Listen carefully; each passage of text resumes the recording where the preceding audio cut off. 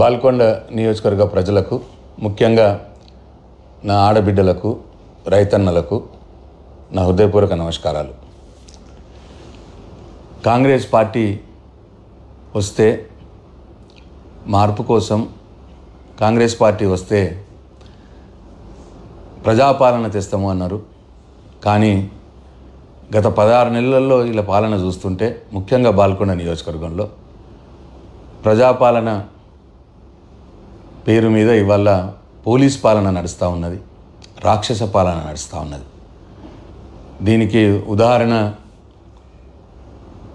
మొన్న 3 రోజుల నాడు జరిగినటువంటి భీమ్గల్లో కళ్యాణలక్ష్మి, షాదీ ముబారక్ చెక్ల పంపిణీ కార్యక్రమానికి మంత్రి గారు వచ్చినప్పుడు ఏం జరిగిందో ప్రజలందరూ చూసినారు. మంత్రి గారు వచ్చి కళ్యాణలక్ష్మి చెక్కులు ఇస్తే పంచితే నేను అడిగాను, అయ్యా నేను ఈ ప్రజలతోటి ఎన్నుకోబడిన ఎమ్మెల్యేని, నేను ఈ ప్రజలకు మీరు ఇచ్చిన హామీలను అడిగే బాధ్యత నా మీద ఉంటుంది. కాబట్టి మీరు కళ్యాణలక్ష్మి చెక్కుతో పాటు తులం బంగారం కూడా ఇస్తా అన్నారు. తులం బంగారం ఇవ్వండి. ఇప్పుడు మీరు తీసుకురాకపోతే ఎప్పుడు ఇస్తారు తులం బంగారం? పాత చెక్కులు వచ్చిన వాళ్ళకి, ప్రభుత్వం వచ్చినాక కొత్తగా వచ్చిన వాళ్ళకి అందరికి కూడా తులం బంగారం ఇవ్వని అడిగాను.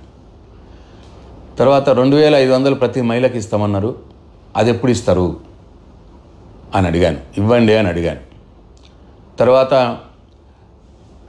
వృద్ధులకు, బీడీలు చేసే అక్కా చెల్లెళ్లకు 2000 పెన్షన్ నుంచి 4000 రూపాయలు పెంచుతామన్నారు. అది ఇవ్వండి అని అడిగాను నేను. అట్లనే బాల్కొండ నియోజకవర్గంలో 2 లక్షల రుణమాఫీ అందరికీ చేస్తామన్నారు. కానీ ఇక్కడ 51,000 మంది రైతులు ఉంటే కేవలం 21,000 మందికి అయింది. 30,000 మందికి ఇంకా 2 లక్షల రుణమాఫీ కాలేదు అని అడిగాను.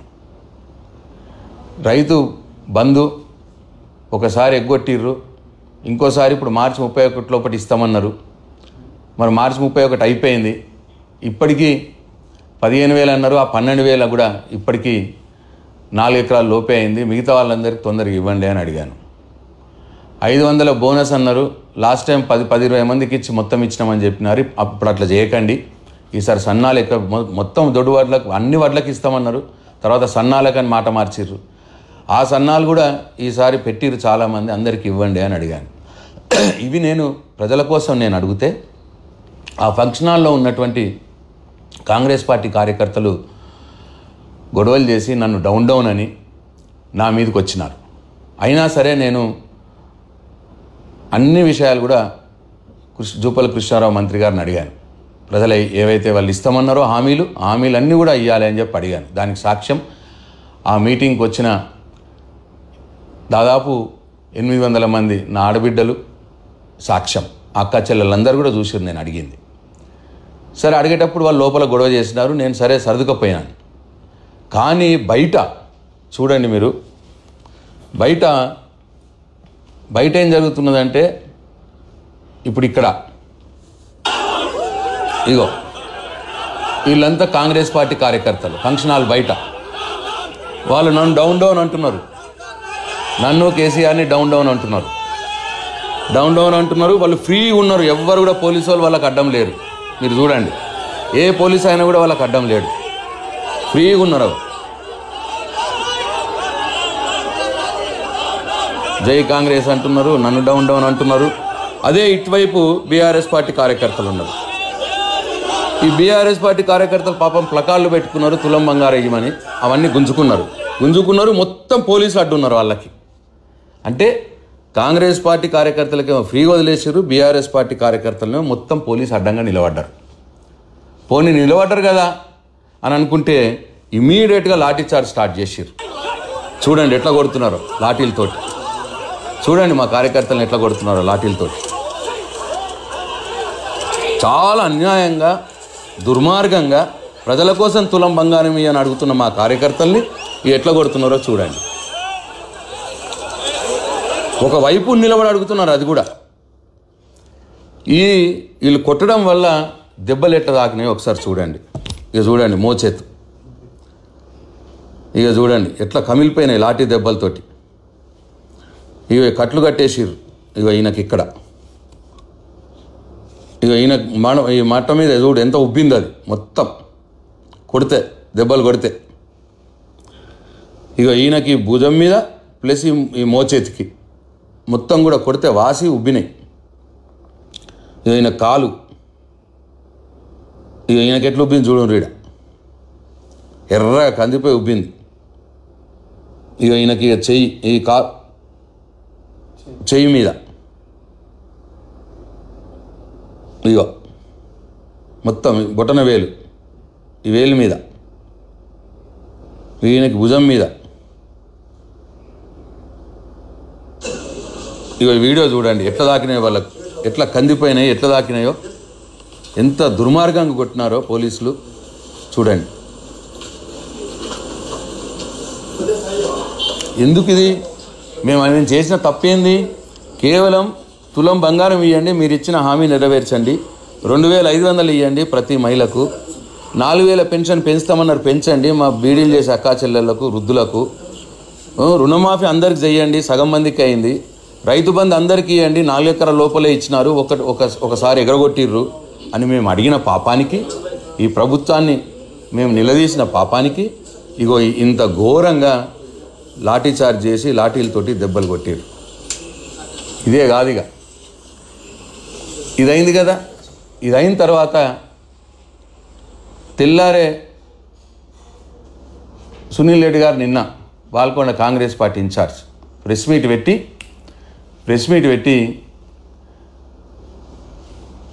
నిన్న ఎవరైతే టీఆర్ఎస్ పార్టీ కార్యకర్తలు మంత్రి గారిని ఎవరైతే హామీలు నెరవేర్చమని అడిగిర్రో, ప్రజల కోసం అడిగిన వాళ్ళు ఎవరైతే ఉన్నారో వాళ్ళందరి మీద హత్యాయత్నం కేసులు పెట్టి జైళ్ళలోకి పంపించండి అని చెప్పి నిన్న ప్రెస్ మీట్ పెట్టిండు.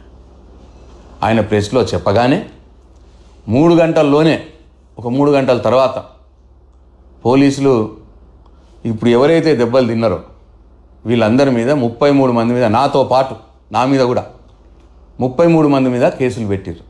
ఆ విషయం నాకు తెలిసింది. అంటే ఈయన పొద్దున చెప్పిండు, సాయంత్రం లోపల కేసులు పెట్టేసారు మా మీద. అంటే మమ్మల్నే కొడతారు, మా మీదనే కేసులు పెడతారు. ఇది ప్రజాపాలన, పోలీస్ పాలన? ఎందుకోసం మేము ఎందుకోసం పోయినాం అక్కడికి?